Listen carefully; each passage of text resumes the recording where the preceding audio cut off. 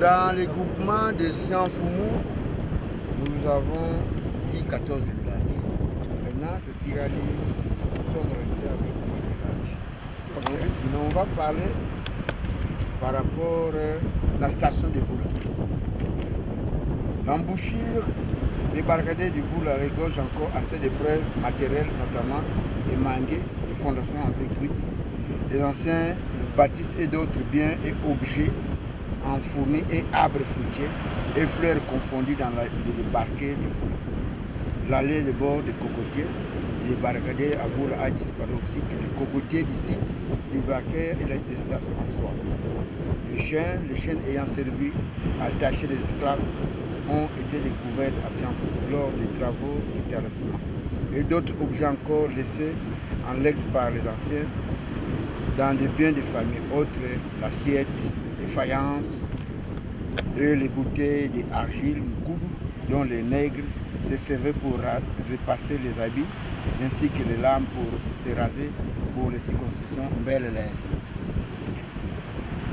La ville de Dubaï, Brésil, lorsque la traite, beaucoup de ressources de Ngoï étant vendus et déposés directement au Brésil, raison pour laquelle dans certaines villes de la côte atlantique, notamment à Bié, on trouve les vivants de la culture Woyo par la danse des Mayeye, l'initiation des Kikumbi pour les filles, les garés en tant que d'autres, mais aussi les coutumes apportées par divers esclaves. Les descendants et les commerçants et négrières, plusieurs nationalités sont passées par la station de Voula à Sala-Savoie. Les Portugais, les Espagnols et les Hollandais appelés Landaz par les Européens. Il est au vrai que les Portugais ont le plus descendants avec les femmes Woyo, avec les Hollandais ont eu assez certains descendants. On reconnaît bien d'entre eux et vivent avec nous, village. On peut parler de réhabilitation aussi. La réhabilitation de la station de Voula, du site de Voula s'impose en tant que patrimoine international, en tant que d'union des entités socio-ethniques, de même souche se poussent par espace liquide qui est l'océan Atlantique. Les esclaves qui avaient été implantés dans les Caraïbes ou les deux Amériques, ils constituent un peuple qui a été servi, sinon coupé de sa souche, et pourtant manque d'âme de fait de ses servages. Rénové avec cette langue, se contient une individualité, d'où la nécessité de la réhabilitation de la site de Voula qui, pourtant, une source pour nous, les autres vivants de notre côte de l'océan. Non seulement les stations à elles-mêmes, mais les barricades devaient être réhabilitées aussi. Si c'est, il nous revient de remercier. Nous avons vu le monsieur le ministre du Tourisme Modero Simba, fils du terroriste, qui cherchait comment organiser le site de Voula avec le gouverneur de Wario sous la bénédiction de son excellence le président de la République, l'homme chef de l'État. Suggestions et recommandations du groupe. L'organisation d'une utilisation d'un forum à Sianfoumou a l'effet de stimuler les consciences sur le caractère international de Voula et la livraison des informations que détiennent certaines personnes. L'indication d'utiliser les briques cuites des fondations de Voula dans la fabrication pour les fours à pain. Interaction aliénée tant au parti du site. Réhabilitation de l'allée, le rayon des barricades Makoko au site Voula. Organisation formelle de la site. Construction d'une musée et la traite négrière à Voula. Merci. Okoloba, nakotuna mutuna, ezali très important oloba kalingana. Merci. Awa tupeli mingana yo, na ministre, na délégation à Kinshasa, le Oyo aza conseiller culturel et ministre national de la culture, donc à précédé ministre de la culture. Il est journaliste RTNC, Radio Télévision Nationale. Il est Awa. Parce que tout ça plus importance de ce qu'il Awa tout est limité. Awa d'abord, Awa. Océan Yangoana. Tout ça wapi Awa. Na Kumbi. Tout ça na Kumbi. Kumbi. Les akaka na kati Sianfo. Sianfo. Awa makamuni les akusala Awa. La tango te. Awa parce que jusqu'aujourd'hui, une station à Voula, c'était le même accord que ça. On est déjà de batalaki neti nzela wana parce que mona océan awa pe bando parce que awa toyebi histoire awa mpona nini tolobaki yo parce que ntango mosusu baloba no makoko mpona ezalaki wana awa bakoko na biso babando oloba na biso oko mosusu parce que la plupart basikla bando ozwa babandi neti epai ya biso babona bazoba mingi oyo bandi ayokaka te ake koteka ye mutu mosusu amemi monankasi na koteka siko aye kotala bafile ntango azokende otala bafile mwana azogamba papa bazokende oteka ngai ye azobenga semeki yaka ngonci yesu yaka nano komona ako ye azoloba ve azokende oteka ye siko ye mpaka yake kutala deja tiaki mwana na sala ezalaki akotia mwana na nini na sak sak kuba ezalaki basak wana azokende oteka ye parce que monankasi na po azwa mungwa azokende koteka na banani azokende koteka na baportugais no baportugais baza koya koteka na masuwa na bango bon à part baoyo baza kotekama po baza babandi baza kotosa te mais eza na baoyo baza kokanga bango na makasi no kokanga na makasi te oyo balobaki bayokanaki parce que ntango bazoloba na biso na histoire biso babandi oloba na biso bakoko histoire oyo etali traite négrier oyo atlantique babandi olobela yango te parce que bamissionnaire bazalaki kuna catholique baloba masolo oyo te il faut koloba yango sikoyo baloba oloba yango te parce que ntango ezalaki guerre soki ya baislam na kati ya kuna na nani na ouest ya nani ya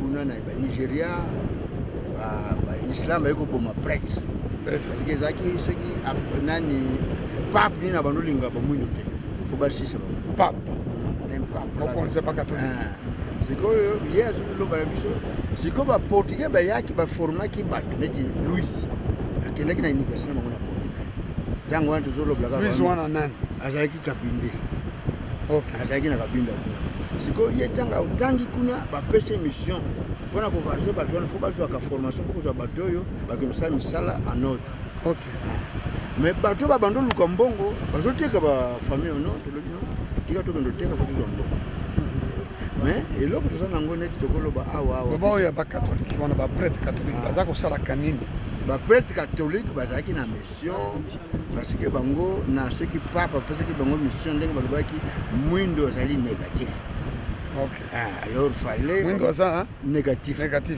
il faut kosala ye nini il faut kosisa ye ndenge bazoloba na biso kosisa ye amonana te baza koloba na bino bakongo ndenge wana loba yango malamu lisusu nimbula yango malamu sikoyo moye bango moye histoire wana eyokona baloba ngo te so lobe yango kobakanga ye yango siko ntango baprêtre balobi moto mwindo aza négatif bapesi bango mission basilisa de bapesi bango mission na pape il faut basala nini aza kolinga bamindo te oyo baprêtre baza kosala nini mpona kozwa bato wana ore ntango basali nani wana baportugais bayaki en état de commerçant baye na baprojet na bango baye na baprojet lokola bacommerçant lokola koluka biloko na bango kosala biloko na bango koluka badiamant koluka biloko ebele mais il y avait des gens formés neti biso na kabinda louise wana ntango oyokaka traité de simlombo basalaki déjà non biso fo totinda bato na brésil biso bato bandokende mingi na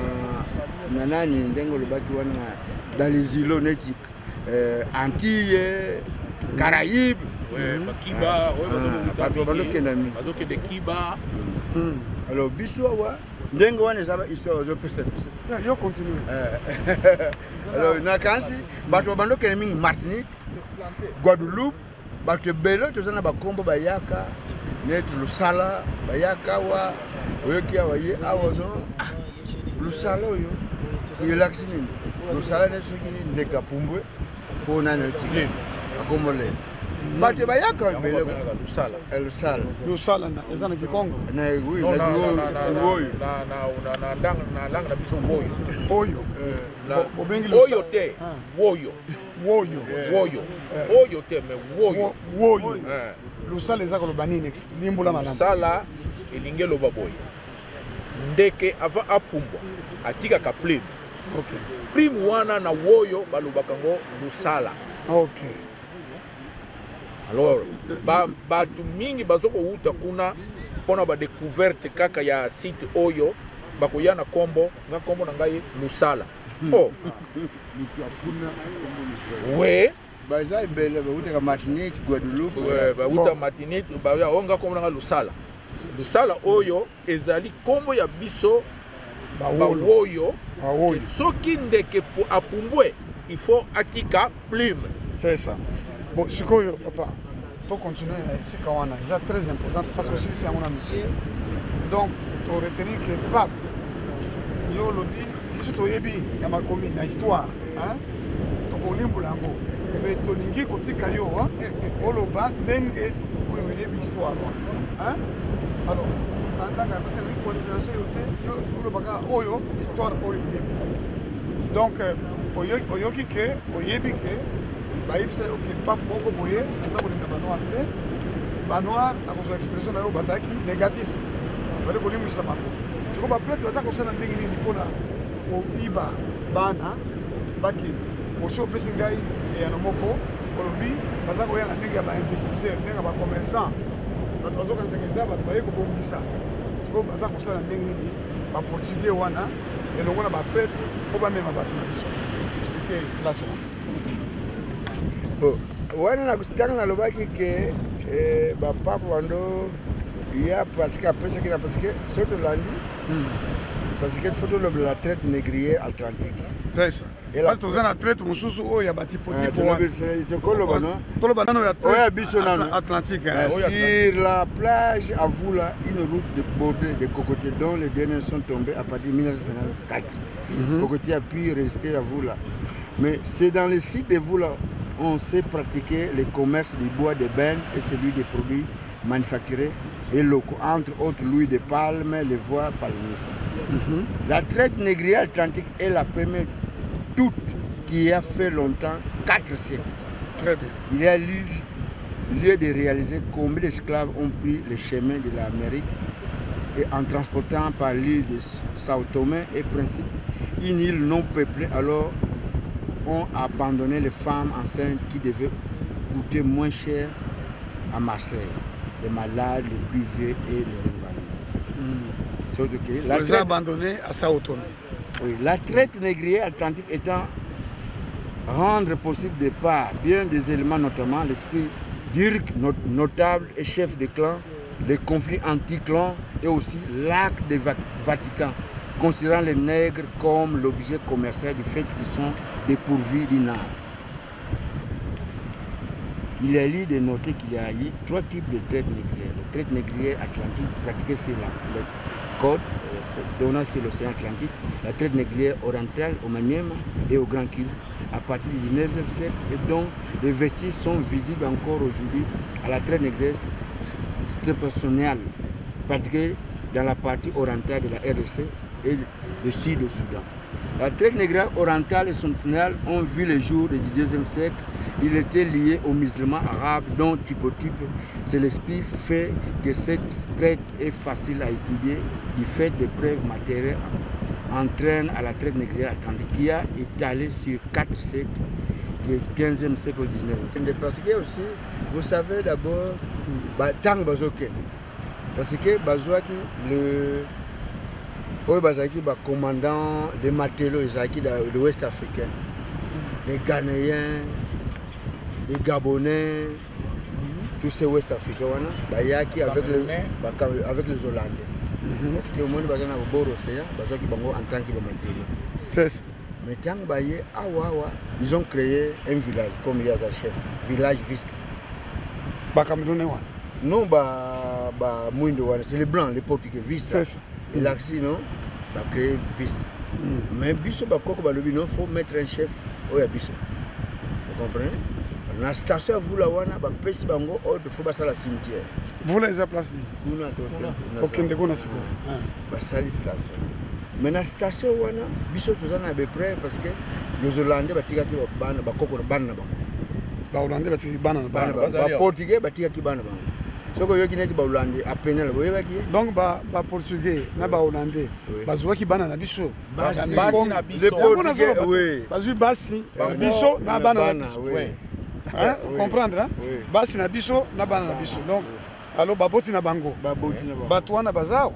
bazali awa soki tolandi oyo ba 1800 bakufa ba 1900 bakufa mais à partir ya ba 1900 quelque chose ba trace ya makila wana bazana biso awa ba revena ya vula. C'est ça. Même tout ça, même na baganayen souche baganayen. Baganayen bazali awa. Basimite, bakaverien. Bazali awa. Oui. Donc voyez que ça là bosangani awa na basi awa. C'est ça. Bazota wapi?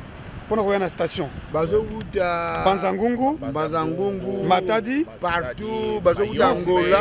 Fokolo matoke malembe. D'abord il y a biso awa. Bazaka uta Mayombe. Bazaka uta parce que na tangi livre bah comme en anglais bazako loba Mayombe Brazzaville donc na Ghana pe donc bazako ya ko bemela awa oya biso awa mingi awa bango nyonso baza pembeni awa siège mingi ezalaki awa na mvula babombisi bango awa babombeli bango awa bazusu so bazokuta na cataracte station ya mvula na bazako bomba bango ezaki point ya cantonnement. Voilà, cantonnement. Nakala tango biso tozobenga closerie. Closerie. Na sima ya zamba wana libulu ezaki kuna sika baza kuchaka bantu. Mais libulu wana bokomo nango lisusu te. Tunanga pona ni. Pona ni. Tango perenko ayeko sala ba installation na ye awa. Akangi mai. Mena ba rivière oyo mai ezoko leke étouffé. Alors, ezoko panza. Maintenant, tant ezoko panzana, ezoko ya pembeni ya station wana. Mena kibubu. Yango pe ezoko landa mai wana. Kibubu ezoko landa mai wana. Kibubu ezoko landa nini? Bon. Matiti wana. Matiti moko basala ka banati. Natier. OK. Ouais. Donc et dit pas net libulu wana. Libulu wana tika na kati. Mais tu on va voir. Oh, tout le monde a un peu forêt. Ici, Kabazako. Non, professeur. Oui. Mais nous, exemple là, tu as dit dans le royaume Mongoyo. Fondatrice du royaume Mongoyo, c'était le Mongoyo, c'est le roi Ngoyo. Ok. Il a réussi un royaume qui s'étend de Massabi, de l'embouchure du fleuve Congo, et c'est la zone côté faisant frontière à la territoire de Lukula et la rivière de Kalmu, Mazemon Kalmu, originaire de Woyo. Le royaume Ngoyo est habité par les Woyo qui signèrent les traités de Simlumbuku dans l'extérieure province de l'Angolais de Gabi. À Gansi. Bien que la traite devait y lier aux Portugais, avait signé bien après des autres traités. D'importants mouvements migratoires se font effectués du centre du royaume vers le sud, peu avant, au XVe siècle. C'est dans le cadre qui siège de situer l'installation des Mwembika, divinité profiteurs des sanctuaires de Kono.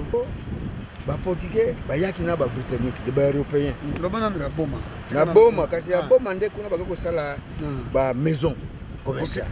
Ok. Il y a une maison commerciale, il y a des esclaves. Bango va créer fongole biloko bilamba ba che bilamba ko ba so ba esclave. OK. Ba flash parce que tant bazo ya mingi na vula wa izo kutre bango so ba ba utineti na Mbazakong. Bon c'est facile non? Bon ba te ba zu bango.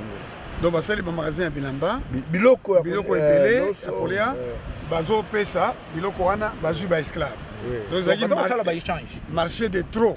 Oui. Un marché de trop échange ya biloko na bato. Oui. Trop. Bakopesa mbongo ezalaki te tango. Bapesa mungwa, bapesa yo. Moi on a connu même à l'époque Mundele moko il diverge plus de 40 femmes après ça kama sangana ya foot. Ah, Mundele quoi, un belge, on a vu ça non? Kaye wana bobivo ya ngozi. Oui, aye que non azana mbongo na ye que moi si parce que le quoi là bato azana mbongo tia ko diverger moi si. Et après sinon ngana azana zo foot. Vraiment. Donc il veut dire Mundele Tangaye a kuti kutim na biso ya kikumbi. Kutima kikumbi eza koloba nini? Nazoko ya. Kikumbi ke ni lingelo baboy. Mwana mwasi soki akoli amoni ba règle. Mwasi alobi mwana nga akoli. Akoko za deja na mobali. Po na biso na coutume na biso soki mwasi amoni nano règle te akoko kende pa mobali te. Alors avant akende na mobali tozalaka na coutume na biso babengaka kikumbi. Kikumbi elingi eloba boye mwana oyo akoli akomi na capacité ya kozala na mobali amoni deja barègle bakosalisa fete le côté paternel na maternel basangisi mbongo bakokotisa mwana wana kikumbi na kikumbi wana soki bakotisi makambo nini elekaka na kikumbi wana kikumbi wana oyo elekaka wana ezali ya biso c'est secret. Oui. C'est bien. Non, je vais vous dire ça. Après. Alors, tangu bakokotisa kikumbi bato nyonso bayebi ke mutu wana akomi déjà adulte mwasi wana akomi déjà adulte. Alors tant mindele bazokoya bazokotuna qu'est-ce que signifie kikumbi ndenge otuni sinon c'est une femme vierge qui n'a pas encore connu d'homme. Alors on fait une fête pour savoir que voilà cette femme est devenue adulte. Ah, c'est ça le kikumbi. Oui, bah côté nanda quoi rouge, bah monsieur baza sala une année, 6 mois, 9 mois, 2 ans même. Ah, kikumbi. Maintenant bah mindele bazoloba une femme vierge. Oui. Ngai phénomène. Na mona kazali vierge. Commettre les lois et comme il y a la religion pendant 3 mois 24 heures dans la maison en train de subir certaines initiations coutumières qui vont la préparer au mariage. Pendant ce temps, le village est en fête, vivant et mangeant du frais du gant qui peut être le futur époux. Et l'accident, parce qu'à l'époque, les associés bana solo na classe. Kikumbi, bango bavandi bawe balubino. Comment est-ce que moi na cause libane? Moi na koli, faut na cause kikumbi. Parce que là il y a rituel, fête. Tant au côté du kumba, c'est une initiation à côté du kumbi. Mais l'homme a capable de besoin moi aussi. À cause de sa garantie, à kangi nani wana. Tanga kangi ango, à l'ubingana fona balaye. C'est ça non? Tanga zo balaye, faut appeler ça foutu masana. Mais si quoi yo, biso pose un bon, faut que nous soyons na mondele. Oui. Eh ben toi l'ubino, bah minde besoin facilement là, moi que nous sokola na nous autres na mondele. On a mondele ko foutu cash non? Oui. Biso faut ça la même. Soit kangi le pango on ça la 5 ans. Alors ezalaki moi si soki akomi na règle la première règle faut basala mutu wana neti ye parent akobenga bamboka nyonso wana wana koli mobali akomona ezali neti information il y avait pas la communication qui a respecté cette procédure est honoré est respecté partout. C'est là qui sort de cette logique trouverait dans son chemin le Nunga militaire de la divinité de Mbiki, avec les diacones qui va sanctionner la population et la famille. Ce qui moi na côté qui kumbite. C'est ça non? Aujourd'hui nous aime. Maintenant, il y a les Nunga les masques. Bako ça bako bima pona ko sagager mboka bake wana non. Sanction ko baye ba juba taba bake ba liango. Pona parrain ba futa. Alors, pour éviter... Oui, c'est que exemple, moi je suis un des bergers. Moi je suis un bango. Parce que maintenant, quand vous avez créé la loi sur que la fille doit arriver à 18 ans, vous n'avez pas intéressé de base. C'était seulement d'une chose que vous avez décidé. C'est ça le mal. Donc, loi wana, il y a Kolobake. Moi, ah ouais, les gens, le droit est fait pour les paysans, les villageois.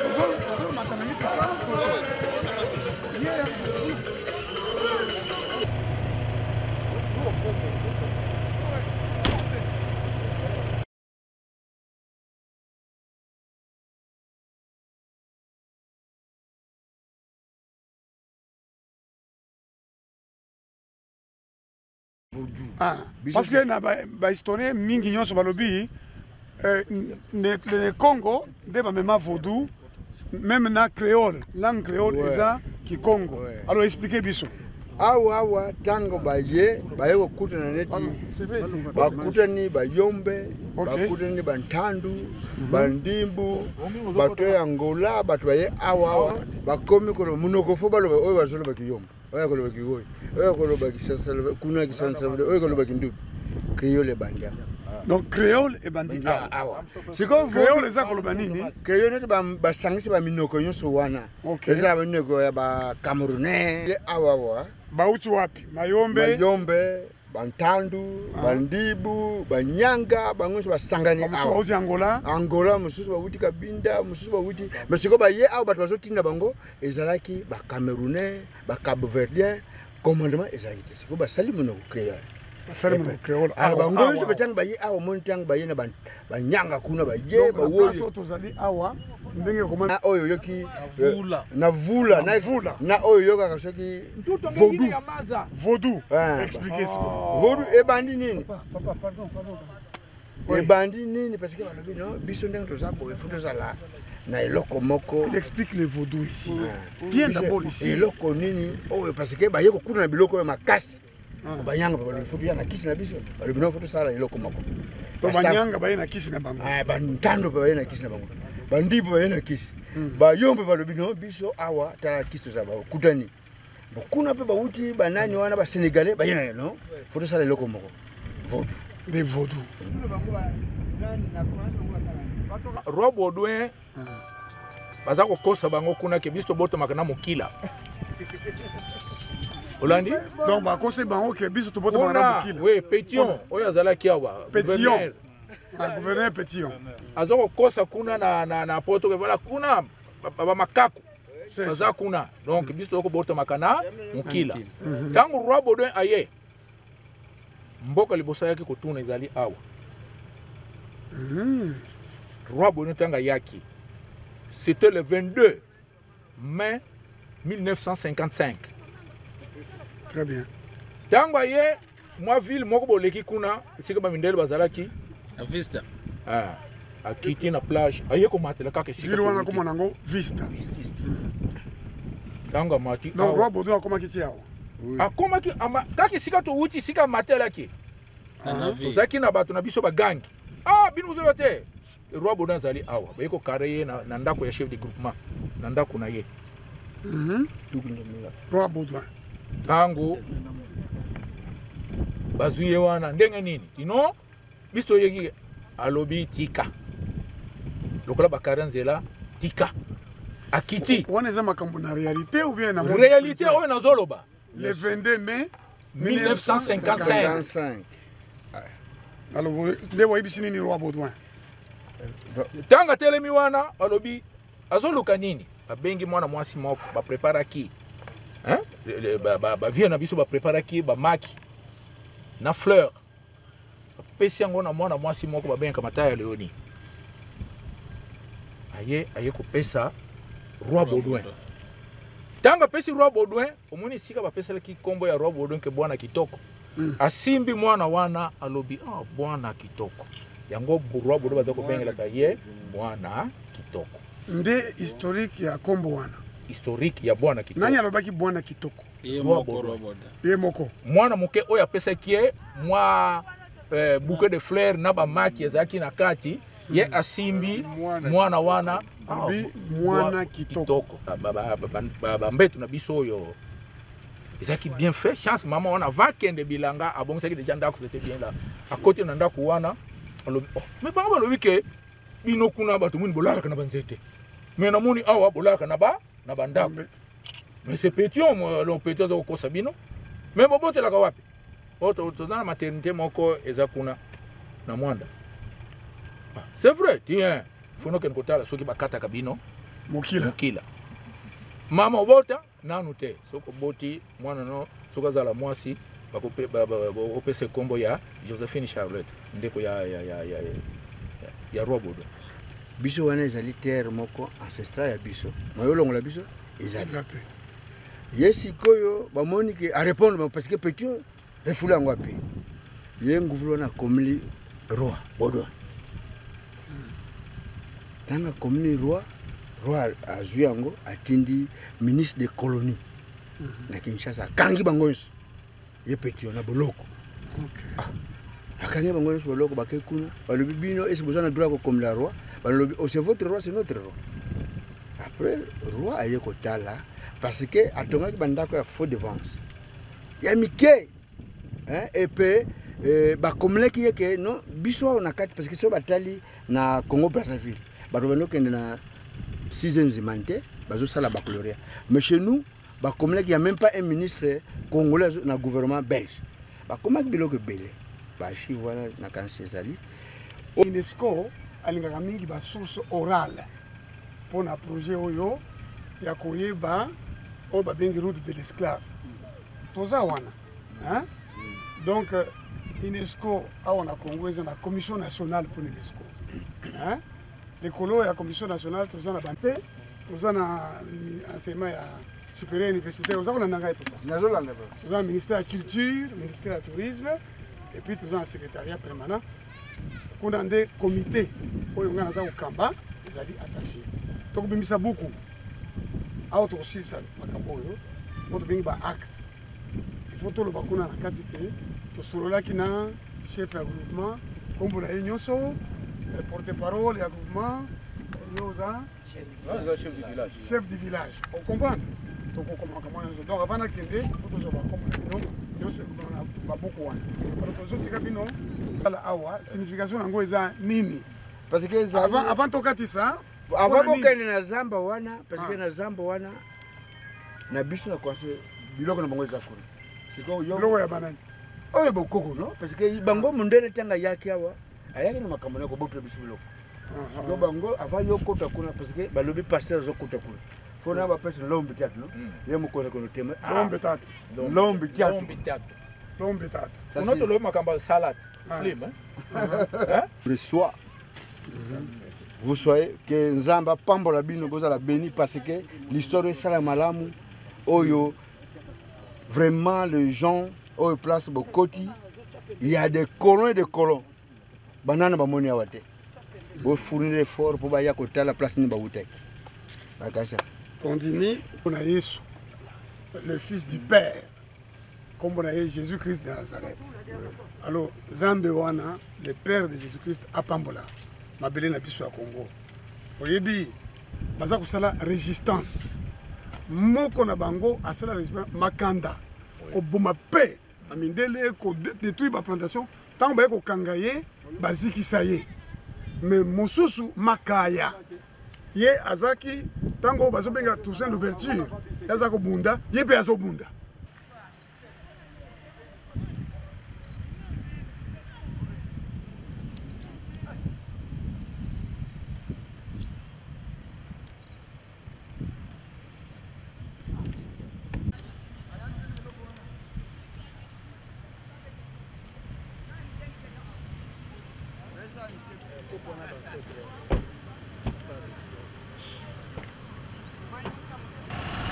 donc ici, c'est le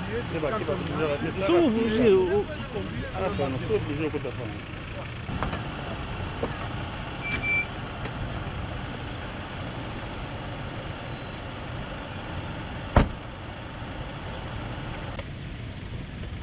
voilà, ici, c'est Mvoula, la station d'Mvoula.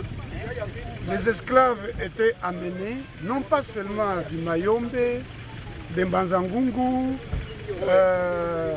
en fait des Matadi, mais aussi du dehors du Congo. Et en dehors du Congo, ils venaient du Cameroun, du Ghana, de l'Angola, et ils se sont mélangés à la population et ont donné même naissance à des métis. Mais voilà, ici, c'était donc un lieu de cantonnement avant de les amener au lieu où nous étions pour les embarquer pour les voyages de nos retours.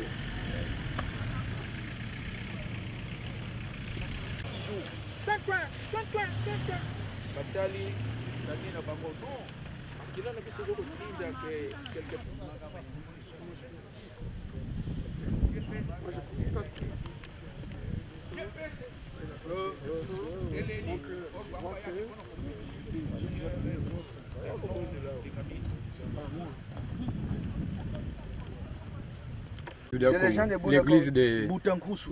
Ayaka opona kuinvoquer.